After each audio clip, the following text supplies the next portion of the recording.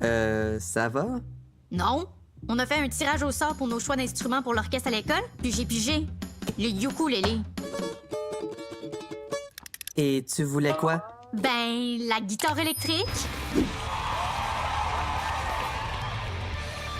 Je m'étais même acheté des pics roses. Sais-tu qu'est-ce qui te ferait changer d'idée sur le ukulélé? Oh, s'il te plaît, dis pas leçon d'histoire. Une leçon d'histoire!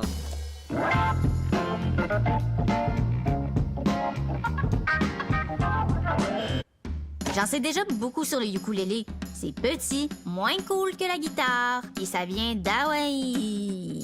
T'as seulement raison sur une chose. Le ukulélé, c'est petit. Quoi? Ben oui! Oh, ça fait mal d'avoir tort, hein? Bon, l'histoire commence avec deux îles situées à des milliers de kilomètres l'une de l'autre. La première île qui nous intéresse se trouve dans l'océan Atlantique. C'est l'île de Madère, une île portugaise. Comme dans le reste du pays, les habitants aiment jouer de la musique dans des fêtes de quartier. Et les instruments à 4 cordes comme le cavaquinho et la machette sont très populaires. C'est vrai que des petites guitares, c'est assez mignon.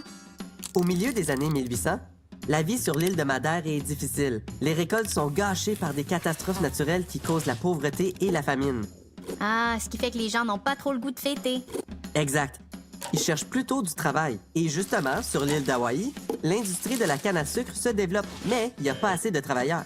À partir de 1878, les premiers navires transportant les travailleurs agricoles quittent l'île de Madère à destination d'Hawaï. Pas pire voyage?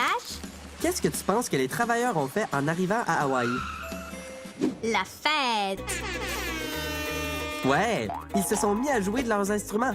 Les Hawaïens étaient tellement impressionnés par la vitesse de leurs doigts sur le manche qu'ils se sont mis à dire ukulélé. Ça se traduit par une puce qui saute. Des ébénistes portugais installés à Hawaï vont continuer à fabriquer leurs instruments traditionnels avec du bois qui se trouve sur l'île. C'est comme ça que le premier ukulélé serait né. Puis là, Hawaï tombe malade. Non! Malade de quoi? Désolé de vous l'annoncer, mais vous avez la fièvre de la musique et le seul remède est plus de ukulélé. C'est pas long que même la famille royale hawaïenne attrape la fièvre du ukulélé. Le roi David Kalakaua et sa sœur Liliuokalani sont de grands amateurs de musique et capotent sur le ukulélé. C'est grâce à eux que le ukulélé s'est vraiment intégré dans la culture hawaïenne? Entre autres, oui. Et là, en 1915, il y a l'exposition Panama Pacifique, une grosse foire avec des pavillons de partout dans le monde. Le pavillon d'Hawaï avait aussi des danseurs de hula, des colliers de fleurs et des ukulélés. Dans les années 30, un autre élément aide à sa popularité, la Grande Dépression. Les gens n'ont pas d'argent et un instrument abordable comme le ukulélé est une bonne option. Pas mal moins cher qu'un piano et qu'une guitare. Et aussi plus facile à transporter. Regarde ces modèles-là! OK, mais reste concentré, j'ai presque fini.